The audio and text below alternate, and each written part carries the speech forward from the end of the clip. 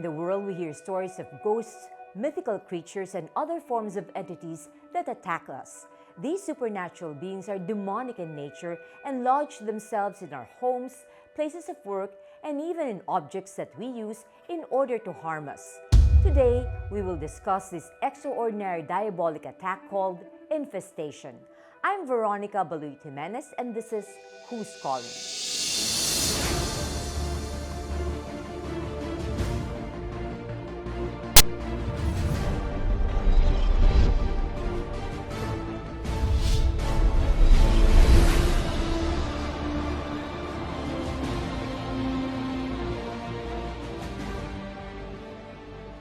We hear of ghost sightings and other diabolical occurrences every now and then. Although experts in this field have tried to explain the supernatural phenomenon, much of it still remains a mystery. Among the more common extraordinary diabolical attacks is the infestation of places and objects. Leah, not her real name, could not believe that she and her family could be victims of diabolical infestation. I guess from friends, from stories, from movies. At a very young age, we were exposed to The Exorcist, and I knew it was possible, but I didn't think it would be possible to happen to me, to my family. So yes, I've heard the term, but I didn't really, I guess I was in denial to believe that our home was infested. Within the first year, relatives and friends who are quite sensitive would tell us that in a particular room, they just didn't feel comfortable, that there was a different sense. I'm not very sensitive. In fact, I'm not afraid. When people would tell me, I would just ignore it. My husband is a bit more scared, but he's not sensitive either. So no, I didn't feel anything. I didn't really quite believe.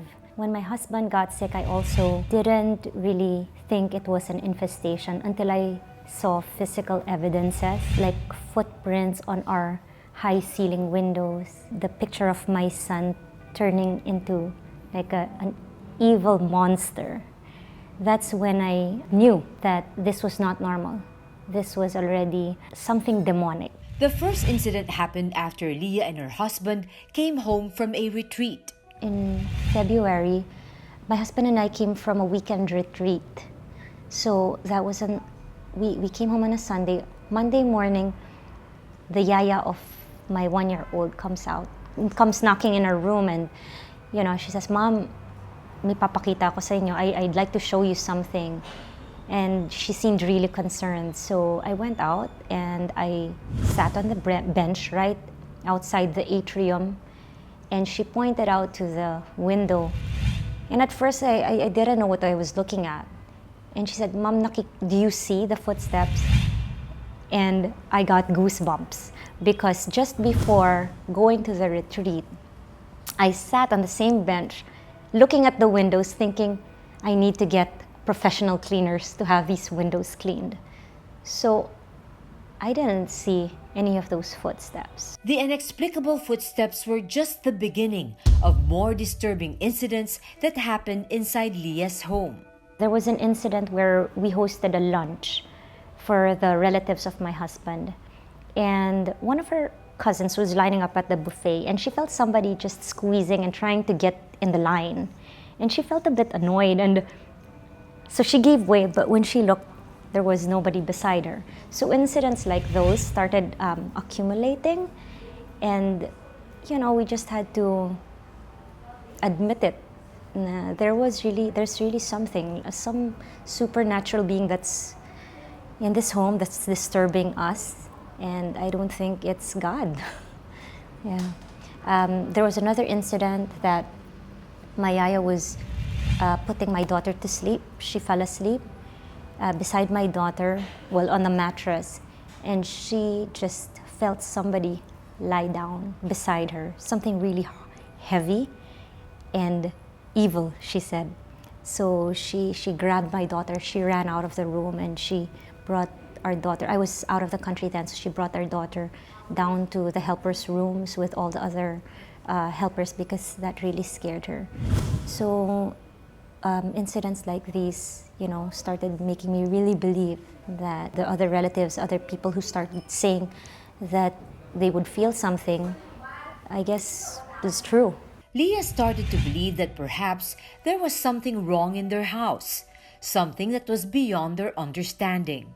This happened sometime around March in 2016. I was giving my 5-year-old son a bath, and his brother, who was in his room playing, and he shouted out, "Mama, look, Kuya is a devil." And so I sort of got really upset because you can't say that, and it's a 3-year-old telling me this. What could have put this idea in his head? So after I gave my son a bath, I went to my younger son, and he was staring at the picture frame. And I said, "What are you talking about?" And he pointed at the photo of his brother.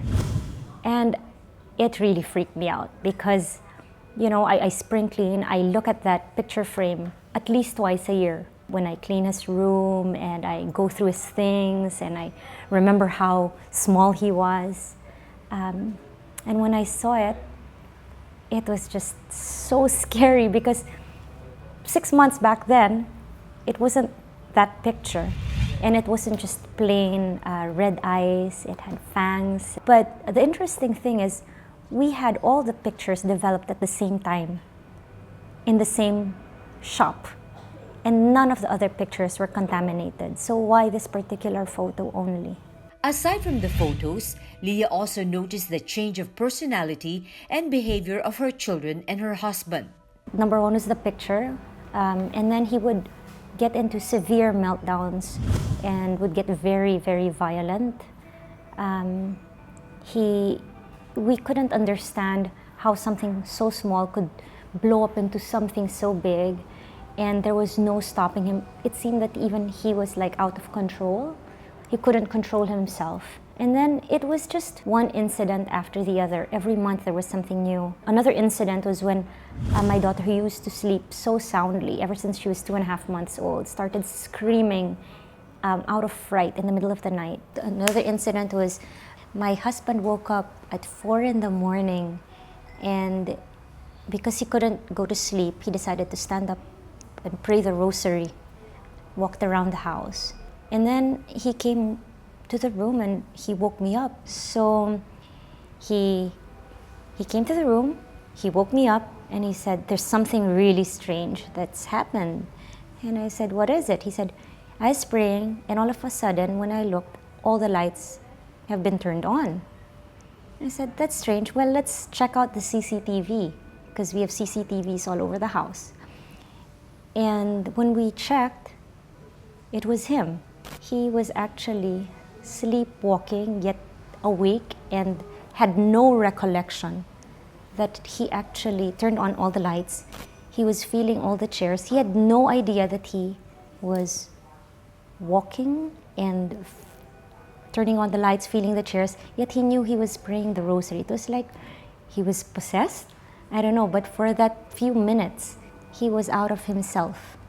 Things like that we can't really explain, and he can't explain either. Up next, Leah could no longer take the strange occurrences in her home, so she decided to seek help. So usually it can affect negatively, especially the spiritual life of the people who are within the vicinity of that object.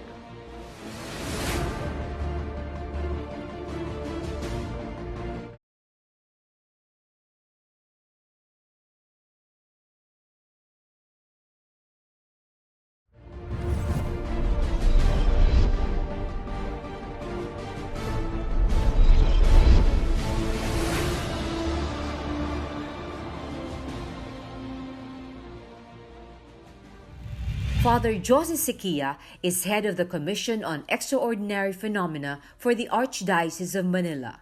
Father, what is infestation? Is it another extraordinary diabolic attack? Well, infestation is basically when extraordinary diabolical activity focuses on a thing, like an object or an animal, or especially a place, which we call usually haunted houses or infested homes. Or it could also be buildings or institutions that could be haunted. So basically, infestation is when diabolical attack is centered not on a person but on a non-living entity.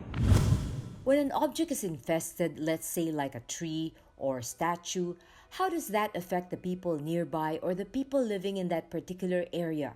Well, if for example a tree is infested, then the spirit that is attached to the tree can move around the vicinity, or you may have an infested object, for example, in your home, and where it is placed, the spirits attached to it can harass the people around, in a sense of causing a lot of verbal fights, causing a lot of strong temptations, and paranormal phenomena like rappings or sounds without any natural cause.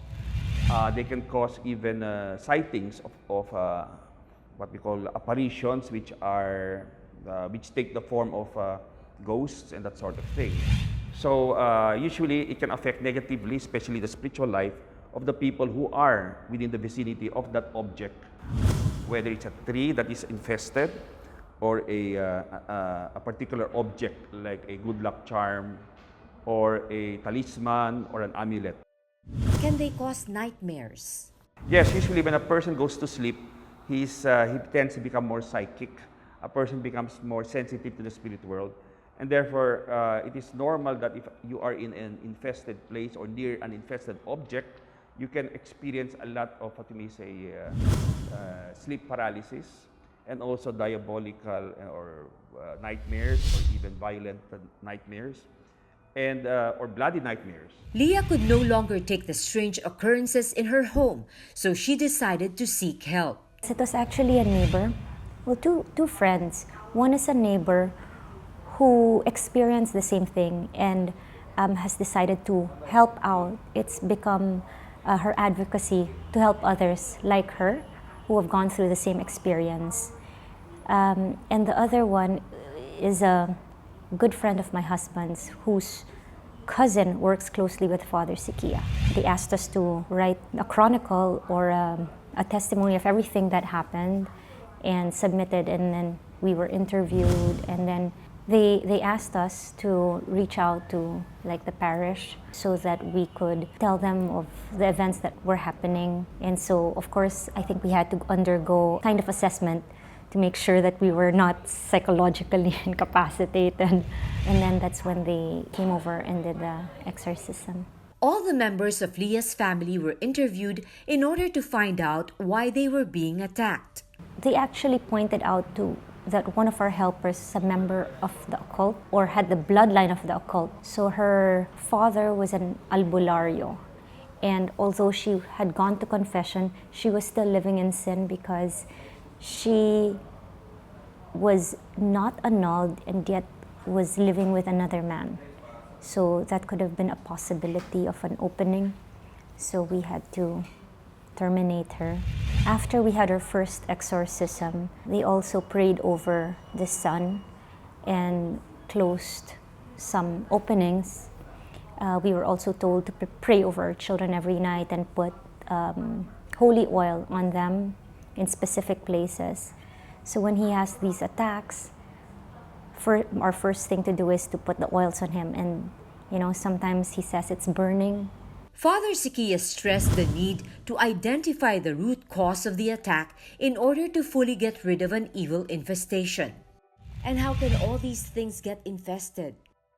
Well, places can be infested specifically when spirits are attracted to the place. For example, in the place, people start to dabble with the occult, for example, or there's a lot of evil happenings going on in the place. There's a lot of sinfulness that occur there. Or it could even be that a person who goes to a place is a person into the occult, maybe into witchcraft, and therefore when the person stays in the place starts to experience paranormal experiences. Or it could be also that before the place was built, there were some pagan rituals done, like offering of blood, or even after the place was built, people could have practiced feng shui, have in a sense done feng shui in order to gain some form of good luck and prevent bad luck in the home or in the place, and therefore this can attract spirits because feng shui, we know, is a religious system. And the place can also be infested, for example, if Inside the home, you have a lot of good luck charms, occult objects. You can have pagan deities like Buddhas or dragons and that sort of thing. So this can attract actually evil spirits. And there's a lot of emotional negativity also in the place. There's a lot of traumas occurring, abuses, especially intense emotional negativity that can attract also spirits. And the spirits that are attracted there can remain in the place, and they can aggravate the situation even more. And even if the family leaves the place, the next family who goes there will experience some form of paranormal occurrences or even strong temptations that have to do with the spirits that have been invited there. Up next, Father Joses adds that in order to be fully free from infestation, one must get rid of any remaining occult objects in the infected house. It is also very important that the family also prays together. They always do things together, especially the spiritual activities together.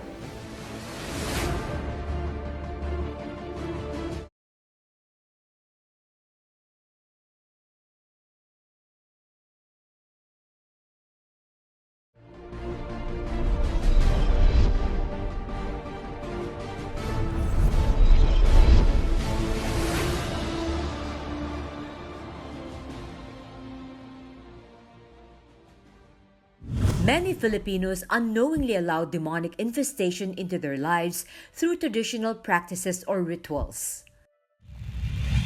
Before building a house, a lot of Filipinos have this ritual called padugo.